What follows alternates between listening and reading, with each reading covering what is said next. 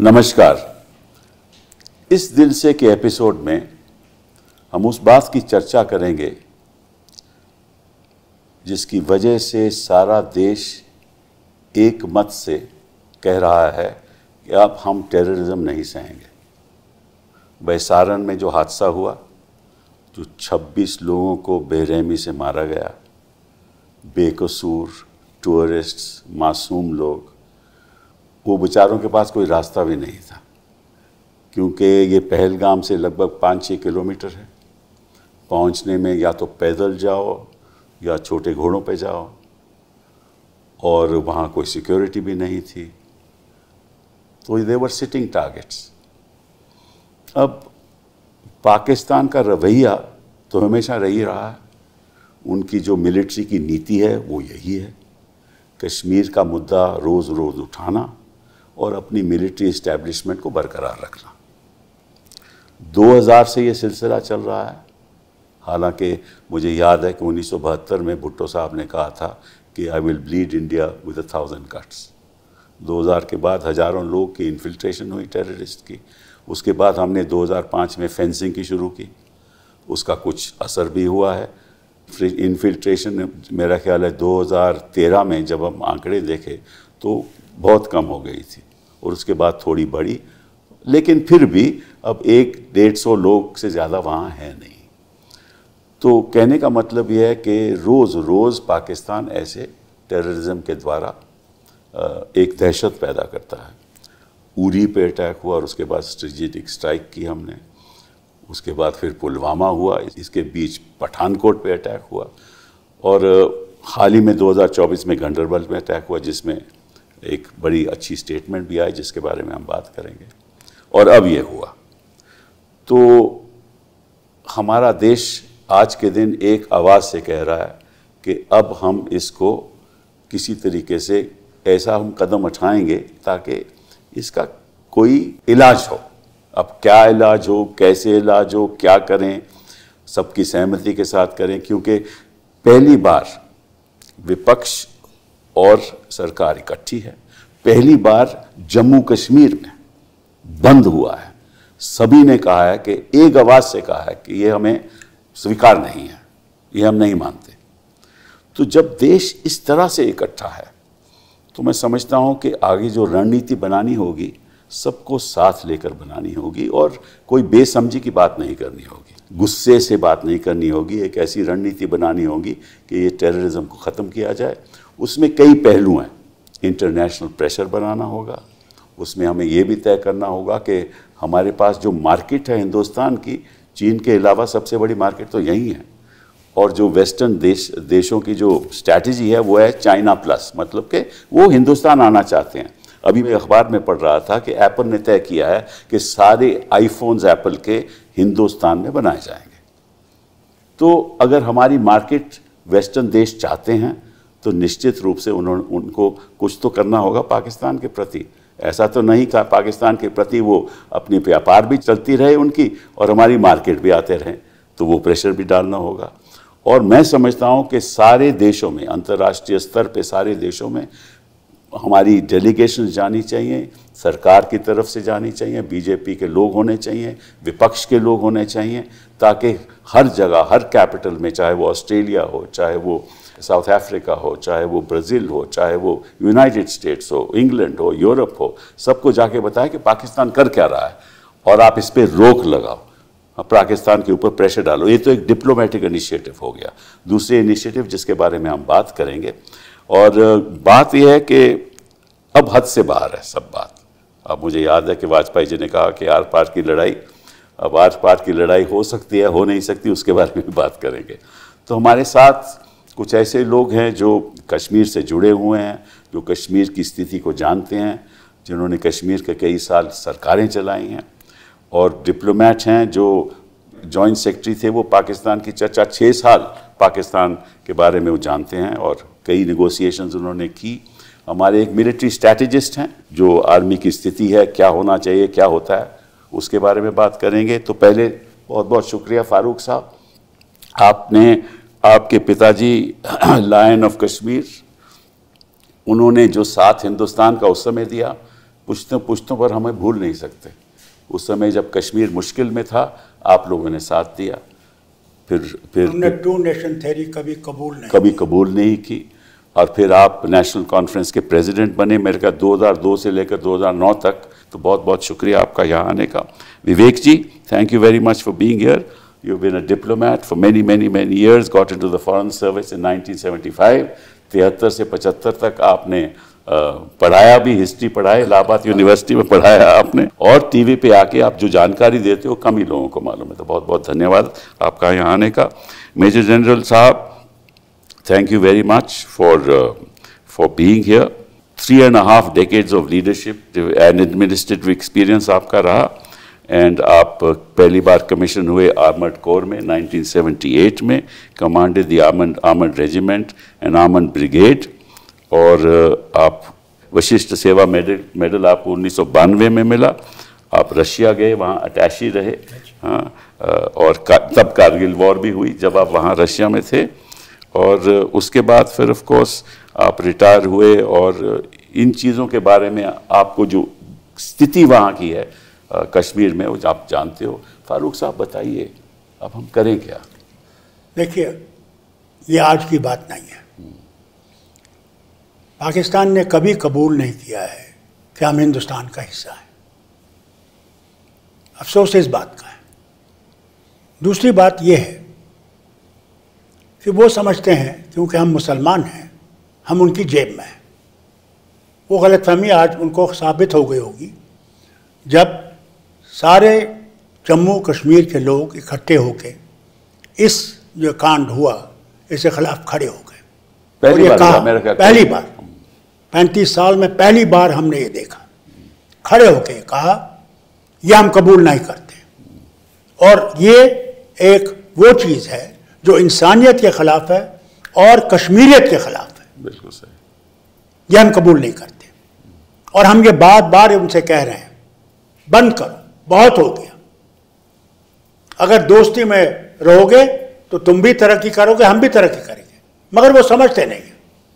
वहां अफसोस तो मुझे इस बात का है, फौज या तो हमसे बांग्लादेश का बदला ले रही है, जबकि बांग्लादेश हमने नहीं किया। बांग्लादेश उनकी मेहरबानियों से हुआ क्योंकि उन्होंने जो उनसे नाइंसाफियां की ईस्ट पाकिस्तान से, उन्होंने उनसे नाता छोड़ने की ठान ली थी। और ये समझते हैं कि हम उसके जिम्मेवार हैं, हम जिम्मेवार नहीं हैं। और आज तक वो इसको भूले नहीं। पर रास्ता क्या और है? ये फौज है। रास्ता देखिए, आपने बालाकोट भी कर लिया, तब भी वो नहीं समझे। अब बताइए मुझे, मैं तो ये कहूँगा डिप्लोमेटिक चैनल भी बंद नहीं करनी चाहिए, और वर्ल्ड को साथ लेके चलना है। अकेले हम ये लड़ाई लड़ेंगे तो वो एक तरफा हो जाएगी। जब तक हम अपने दोस्तों को, बाकियों को साथ नहीं लाएंगे, ये ख़त्म नहीं होगा। उनको एक ही दफ़ा ये पता चलना चाहिए कि दुनिया उनके साथ नहीं है। अगर ये हो गया तो हो सकता है कुछ वक्त के लिए मत ये ठंड जाए। बाकी मैं नहीं कह सकता हूँ कि वो कभी बंद करे, जब तक वहाँ फौज का रूल होगा और वहाँ लोगों का रूल नहीं होगा। फौज तो अपना दिखाना चाहती कि वही है। वहाँ तो पाकिस्तानी लोगों को ये कहते हैं हम ही हैं जो तुम्हें बचा सकते हैं और कोई बचा नहीं सकता। इसको कैसे हम दूर करें, ये मैं समझता हूँ आज एक डिसिसिव मीटिंग होनी चाहिए, जिसमें हमारे प्रधानमंत्री सारे देशों के पूरी पार्लियामेंट का सत्र स्पेशल बुलाना चाहिए। हाँ, बुलाना चाहिए। जैसे कश्मीर में हमने स्पेशल सेशन बुला लिया असेंबली का, यहाँ भी पार्लियामेंट का स्पेशल सेशन होना चाहिए, जिसमें उनके हाथ मजबूत किए जाएंगे और एक आवाज़ जाएगी सारे वतन की तरफ से कि हम ये कबूल करने के लिए तैयार नहीं हैं, और जो भी कदम आप उठाएंगे हम उसके साथ हैं। और कोशिश कर उसका भी हमें शिकार नहीं होना डिवाइड हो। हाँ, तो तभी मैं हिंदू और मुसलमान आपकी राय पूछना चाहता हूँ और ज्यादा दूर सर, और उसने तो अगली जनरेशन को सीख दी है। तो आपकी राय मैं पूछना चाहता हूँ कि इसके बारे में this two nation theory and what he is trying to. मैं तो आपसे ये कहूँगा, मेरे वालिद ने कभी ये मालूम कबूल नहीं किया। उसने कहा कैसे, मुसलमान हो, हिंदू हो, सिख हो, ईसाई हो, बौद्ध जो भी है, पैदा करने वाला तो वही है। किसी नाम से उसको बोलिए, वही तो है। तो फिर हम ये कहें, आप इंसान को देखिए, उसको चीर फाड़िए, वहीं पर दिल है, वहीं पर लंग्स है, वहीं पर किडनी है, सब कुछ वहीं है। डॉक्टर भी नब्ज देखता है तो यहाँ देखता है। तो जब उसने हमें सब एक बनाया, हमारी मुसीबत ये है कि ऐसी ताकतें अब बन गई हैं जो हमें अब बांट रही है, और बांट के देश को कमज़ोर कर रही है। उनका मकसद देश को कमज़ोर करना है। ये सब देश को कमज़ोर करने की नीति है। वो हमला जो पहलगाम में हुआ, वो भी इसी नीति का। लेकिन अगर आप कश्मीर का इतिहास देखिए, कश्मीर कभी भी वो सूफी कल्चर का है जिसने सब समेट लिया है। और सबसे बड़ी मुसीबत क्या हुई, जब जिन्ना साहब को यह लगा कि जो कश्मीर मेरी जेब में था या मेरे जेब में नहीं है, तो कबाली भेजे। कबालियों के बाद पाकिस्तानी फौज आई। बिल्कुल। और क्या किया, आप यकीन नहीं करेंगे, औरतों के बालें खींची, क्या क्या। और फिर वहाँ पे मुजफ्फराबाद पे पुल पे एक तरफ से वो लोग थे मुजफ्फराबाद के, दूसरे से ये लोग आए पाकिस्तानी दरिंदे, और फिर उन्होंने कहा इन लड़कियों को हमारे हवाले करो। तो वो साथ शख्स ने किताब कुरान करीम उनके सामने रखा, कहा ये देखिए इसमें कहाँ लिखा है कि ये करना जायज़ है। उन्होंने उठाया कुरान करीम, दरिया में फेंका, उसका सर कलम कर दिया। हमारी नीति ये रही है। हमने कभी नेशनल कॉन्फ्रेंस का ये आलम रहा। करेक्ट। हर वक्त शेर कश्मीर का क्या इरशाद, हिंदू मुस्लिम सिख इत्तेहाद। फिर देखिए, मैं आपसे कहूँ, उसके बाद हमारी सबसे बड़ी जो गलती हुई, मैं आज भी कबूल करता हूँ, कि जब 89 से ने शुरू किया, क्योंकि शेर कश्मीर मर गए, they couldn't do this in his life time. उन्होंने कहा अब तो वो मर गया, अब हमारे पास ताकत है, और हमारे लोगों को आराम से पार ले गए, ट्रेन कराया, ट्रेन करके उनको वापस भेजा। उन्होंने वो जुल्म किया लोगों पे, मस्जिद से निकलते लिए गोलियां मार दी, घर जाके गोलियां मार दी। मौलवी फारूक जैसे रिलीजियस लीडर, उसको शहीद कर दिया। लोन साहब को, अली लोन साहब, शहीद कर दिया। ये दिखा डर पैदा करने के लिए। और वो डर ऐसा किया कि ये जो जिसको हम ले गए कंधार, उसमें वो शख्स भी था, लटरम जिसका नाम है। लड़के को खड़ा किया पुल पे खड़ा करके सारे बम उसके ऊपर लगाए और बटन दबाया, डर पैदा करने के लिए। और जब हमारे हिंदू भाइयों को निकलना पड़ा, वो सबसे बड़ा कलन हम पे है, क्योंकि हम कुछ नहीं कर सके, क्योंकि हम खुद सहमे हुए थे। और आज 33 साल से ज़्यादा हम घर नहीं ला सके। यह है क्योंकि हमें डर है, जो उनने आज किया वो उनके साथ फिर कर सकते थे। हम उनकी कुर्बानियाँ नहीं देना चाहते। जनरल साहब ने एक बात कही जिसका मैं आपसे कुछ राय सुनना चाहता हूँ। कपिल साहब, मैं एक छोटी सी बात बीच में इंटरजेक्ट करूँ? जरूर। देखिए, क्योंकि 1947 की बात जब आप आती है, आज देश में दुनिया भर में एक बड़ा गलत सा इंप्रेशन जाता है। लेकिन एक बात माननी पड़ेगी आपको, कॉन्फिडेंस देखिए नेहरू जी का, और कॉन्फिडेंस देखिए शेख साहब का। वो यूएन में कह देते कि आप इनकी फौज हटा लो, हम लोग यहाँ पे प्लेबिसाइट करने को तैयार है। मतलब वो इतने टावरिंग लीडर थे, उन लोगों में इतना भरोसा था भारत के प्रति, वो जानते थे कि हम किसी भी प्लेबिसाइट में आम आदमी जो है वो भारत को नहीं छोड़ता, वो भारत के साथ है। ये उनका उस वक्त का कॉन्फिडेंस था। उस वक्त ये कॉन्फिडेंस जब वो प्लेबिसाइट का जो करने वाला तो था, उसको चूज करते थे, तो वो ऑब्जेक्शन करते थे, ये हिंदुस्तान का वो साथ लेगा। उस वक्त अमेरिका, माफी मांगता हूं, टोटली पाकिस्तान के साथ। बिल्कुल, टोटली मांगते, बिल्कुल उनको यही डर था। तो मैं आपसे कहूं ना, उन्हें कभी ये कबूल नहीं किया कि भाई हम लोगों ने रास्ता चुन लिया है, हमारा रास्ता वो नहीं है। चलिए, इनमें इनकी बात जो इन्होंने कही कि जब जब भी यहाँ पॉपुलर गवर्नमेंट रही तब तक आतंकवादी दबा रहा, कम रहा, दबा रहा। बिल्कुल। जब आप चीफ मिनिस्टर थे, जब उमर था, दबा रहा। और मेरा ख्याल जब हमारी सरकार, आपको याद होगा 96 में जब हम इलेक्शन में गए, बहुत क्रिटिकल, कोई पार्टी नहीं निकली।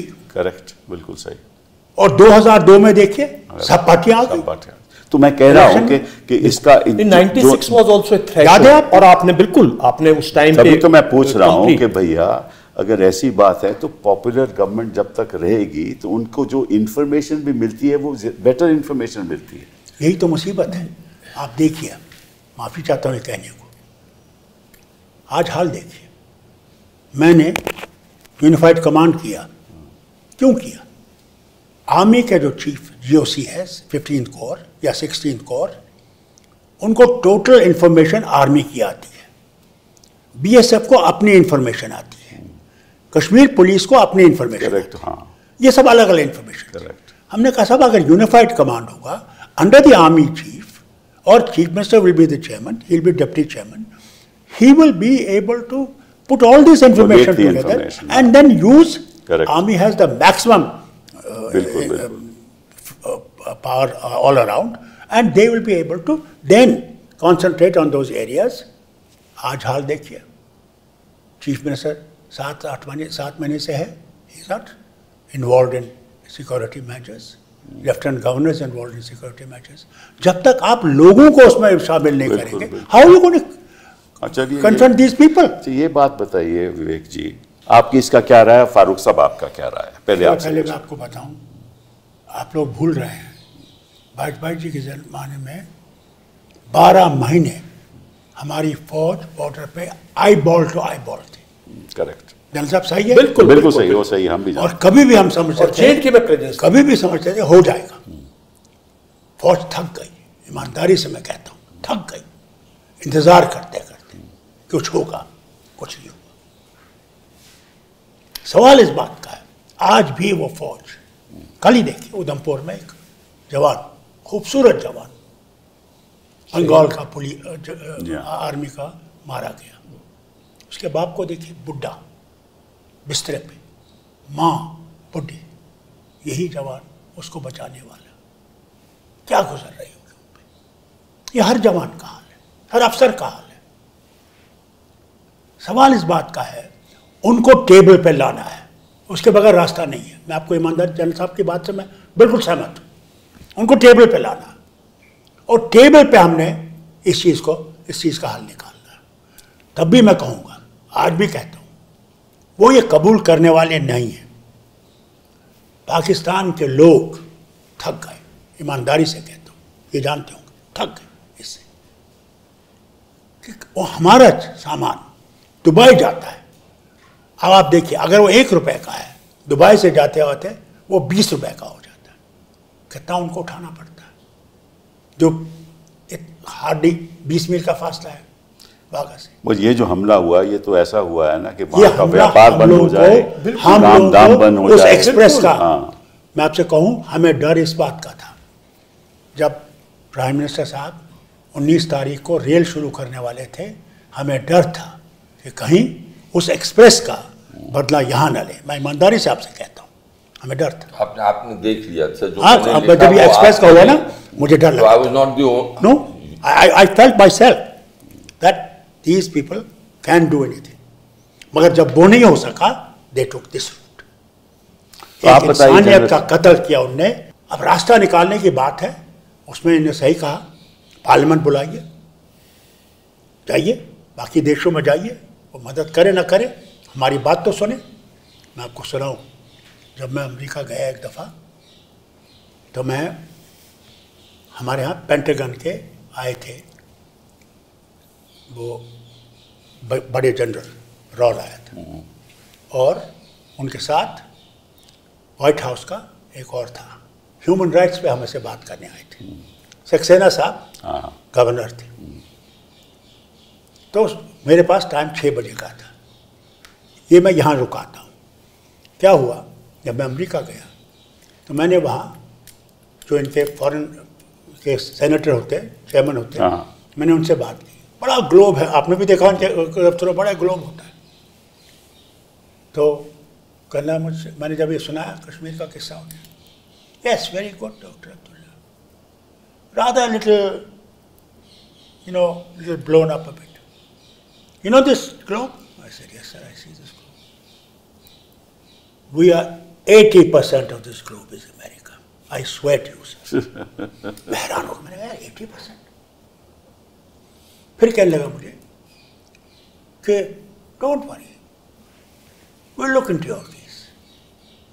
जब ये पेंटागन के ये जनरल साहब आए और वो व्हाइट हाउस से आए, गवर्नर साहब ने मुझे फ़ोन किया, वो 6 बजे करीब, इनका मेरा अपॉइंटमेंट था मेरे साथ। तो मेरे घर में मेरे इंटेलिजेंस चीफ, मेरे चीफ सेक्रेटरी और एक पुलिस के चीफ इनका इंतज़ार कर रहे थे। उन्होंने कहा, फारूक साहब ये थोड़ी सी देर हो जाएगी इनके पास, आपके पास आने के लिए, तो आप टेलीविज़न देख लीजिए। मैंने कहा यार वाजपेयी साहब मत गुजर गए, तो इसलिए इन्होंने कहा टेलीविज़न देखो, नहीं तो मुझे गवर्नर ने तो कभी नहीं कहा टेलीविज़न देखो। टेलीविज़न मेरे कमरे में था, मेरे को कहें इनको कहाँ लाओगे टेलीविज़न देखने के लिए। मैं जब टेलीविज़न चालू किया तो देखता हूँ जनाब वो वर्ल्ड ट्रेड सेंटर गिर रहा है और ये 9/11 बिल्कुल वही। तो जब मैंने देखा, मैंने सबको बुलाया, मैंने कहा आइए, वो मेरी बेडरूम है, वो शोर करने लगे, क्या ये बेडरूम है। मैंने कहा ये ज़रूरी देख रहा है। तो ये जब तशरीफ़ लाए, मैंने कहा मैंने आपके बड़े चीफ से वहाँ कहा था, जब मैंने किस्सा सुनाया उसने कहा doctor Abdullah did you see Hiroshima? I said yes I know Hiroshima. See what lesson we gave them? When tiger wakes up, tiger will hit back. Yes, sir. But tiger also has habit of sleeping. What will you do when he sleeps? Oh my. He didn't have any answer. तो जब ये आए मेरे पास, इसके बजाय कि वो बैठे, मुझे कहने लगे कि आपके यहाँ टेलीफोन है. मैंने कहा, Can I ring America? I said, yes, why not? Give me the number. Bedroom में लेके मैं उनको ले गया, टेलीविजन में देख रहे, और उन्होंने मुझे पेंटागन का नंबर दिया जनरल साहब ने. तो वहाँ ये message, please leave your name and number, we will get in touch with you when situation is conducive. तो मैंने जनरल साहब को सुनाया, वहाँ तो ये मैसेज है. तो वो जो सेनेटर साहब हैं वो कहते हैं, can you put me through to White House? वहाँ exactly the same message on the phone. General साहब कहते हैं मुझे, many of my friends must have died. Sir, when I said this thing to that man, he said, this is, I said, wait till those people will come to your soil. Yeah. Today you see them. This is a global issue now. This is really. बहुत बहुत शुक्रिया आपने बुलाया और एक बहुत अच्छे मौके पे बुलाया, क्योंकि हमें सबसे बड़ी चीज़ ये है, unity of the people and unity of the religions. Thank you.